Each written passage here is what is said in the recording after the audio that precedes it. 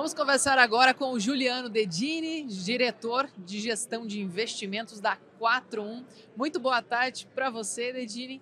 Queria saber um pouquinho sobre essa questão financeira, né? Como é que essa oscilação do mercado financeiro pode intervir, pode influenciar nos fundos? Claro, obrigado, Janine. Boa tarde para todo mundo que está nos ouvindo também. A gente está passando por uma questão muito cíclica, tá? Então a gente tem insistido muito, falado muito sobre uma questão de ciclos da economia e uma oscilação talvez que incomoda bastante, perturba quando a gente olha para a renda variável, mas que alguns fatores já aconteceram em outros episódios da nossa história. Então, curiosamente, hoje tem muita gente até às vezes frustrada de olhar um histórico de 1, 2 anos já no pós-pandemia, que a renda variável teve pouca contribuição para o resultado, foi principalmente negativa, com pouquíssimas exceções, mas um movimento muito similar ao que a gente já viu em outros momentos da nossa história. Então, inclusive discussões muito parecidas, ciclo de juros num ambiente parecido, fluxo financeiro num ambiente muito parecido. Então, acho que essas oscilações que a gente está vendo esse ano 2023 aqui, elas são, poderia dizer, até naturais, sabe, no mercado. Importante a gente ver que são oscilações não somente de uma semana ou de um mês, mas de ciclos que às vezes dão 1, 2 anos, e acho que, inclusive, a gente está perto de um momento de virada desse ciclo aqui para os próximos anos. Então, vejo com alguma naturalidade assim, essa oscilação, esse movimento que a gente viu nesses últimos meses. Como gestor, né, desses fundos, quais são os desafios para esse próximo semestre? Como a gente ouviu já, né, nos painéis, a taxa de juros tende a cair. O que isso reflete no trabalho de vocês? Legal. A taxa de juros caindo é um dos principais indicadores positivos e talvez que podem gerar uma contribuição legal para os fundos de renda variável. Então, tem uma correlação muito grande ao longo desses grandes ciclos da bolsa ir mal justamente quando os prêmios de renda fixa ficam mais altos. Então, o Selic no ambiente mais alto pressiona.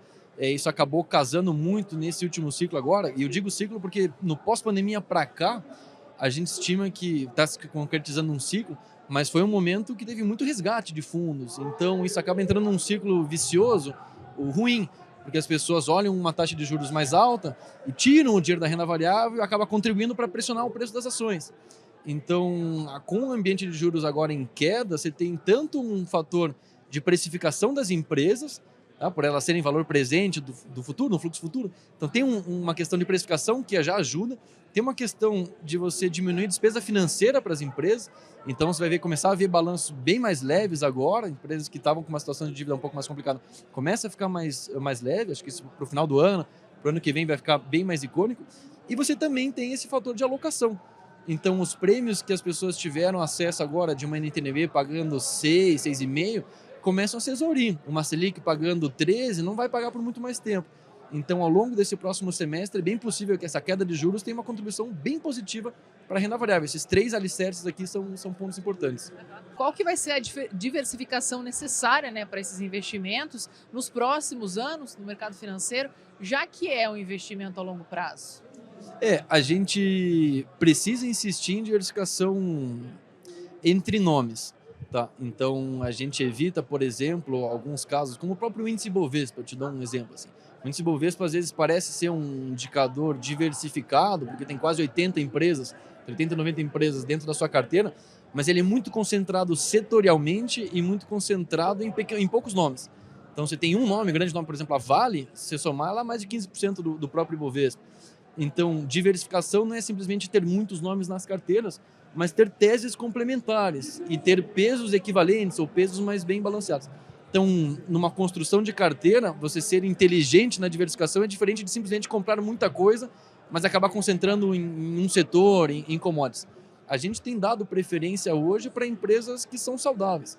Talvez as pessoas têm um pouco de aversão a investir nessas empresas saudáveis porque elas às vezes são muito sem graça. Às vezes tem empresa que está com um balanço saudável, mas que você não consegue ver nela um catalisador, um transformador, ou um evento grande que vai fazer com que tenha um resultado positivo no curto prazo.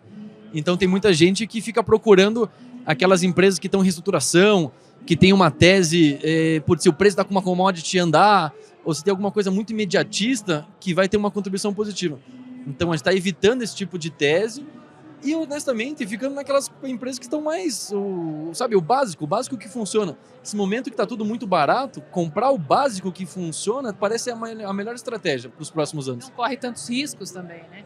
você não corre tantos riscos, você evita cair naquelas ciladas das empresas que ficam numa armadilha, de sempre na espera de um evento catalisador. E psicologicamente é mais sensato, porque o investidor que está procurando uma tese que vai se concretizar, às vezes, no curto prazo, quando a empresa anda, e às vezes anda 10, 20, 30%, ele já se obriga a querer procurar uma próxima.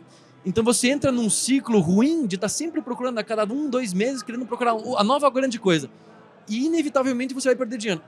Então você fez uma boa pergunta, que é olhar para longo prazo, olhar para muitos anos, investir nas empresas mais saudáveis, que por vezes vão passar meses que não está acontecendo nada novo, que não está sendo notícia, mas que o balanço é sólido, ela está ano após ano gerando retorno para o acionista, que significa dando lucro, uma parte desse lucro às vezes pagando em dividendo, uma parte reinvestindo, aumentando negócios, e você vai ver o resultado dessa estratégia bem diversificada ao longo de 3, 4, 5 anos.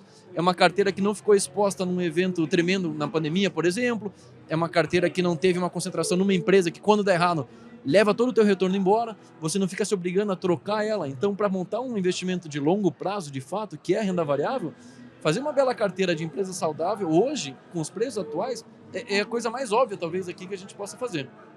E além dessas empresas mais sólidas, existem novos produtos que vocês estão olhando? A gente tem uma estratégia bem legal, que é uma estratégia de small caps. Então, são empresas que são pouco acompanhadas no mercado, tá? Tem uma peculiaridade, uma particularidade no mercado brasileiro, que a gente tem próximo de 350 empresas listadas, mas que ganham atenção de fato é um grupo de umas 70 empresas, sabe? As empresas que estão no Ibovespa, as empresas que têm volume, as empresas que são as maiores, que você acompanha a notícia, que tem relatório de corretora, tem muita gente, honestamente, a gente estima que 90% do volume total que é negociado na bolsa é concentrado nesse grupo pequeno de empresas. Então a gente tem uma estratégia que é Small Caps, que é olhar, ao invés de ir para essas 70, olhar para umas 280 empresas que são saudáveis, são empresas grandes, algumas são líderes mundiais, inclusive, mas não são do mesmo tamanho de uma Petrobras, de uma Vale. São empresas menores, com valores variando de 200 milhões de reais até 8 bilhões de reais de valor de mercado na bolsa. Só que é um universo mais amplo. Então essa é uma estratégia que às vezes as pessoas deixam de lado, fica relegado porque você tem pouco acesso à informação, às vezes a corretora não tem preço-alvo, são coisas que não estão sempre nas matérias do jornal, não contribuem para a alta e baixa do Ibovespa, mas é uma alternativa legal de encontrar boas barganhas. Então a nossa estratégia é justamente dar essa garimpada, procurar, exige mais trabalho, dá mais trabalho achar aquelas alternativas, mas as empresas small caps hoje, inclusive, estão com preço bem mais atrativo do que a média das empresas grandes. E você acaba conseguindo encontrar justamente aquelas empresas saudáveis, mas com um preço legal. Ao invés de você encontrar uma empresa saudável, mas que ela é muito grande, onde ela provavelmente já está bem precificada, que tem muita gente olhando, você encontra um par delas saudáveis, você não precisa comprar a empresa inteira, você vai comprar poucas ações daquela companhia. Mas você compra uma participação naquela empresa, que é saudável também, ela não vai sair no jornal todos os dias, mas ela vai te dar um retorno legal. E tem muita gente ignorando por completo essas ações hoje em dia. Então acho que você pergunta de produtos alternativos, essa estratégia eu acho que as pessoas ainda podem dar mais atenção. Bem legal. Obrigada, Dedini, pela sua Obrigado contribuição. você, Uma Janine. boa tarde para você. Obrigado, pessoal. A gente volta já.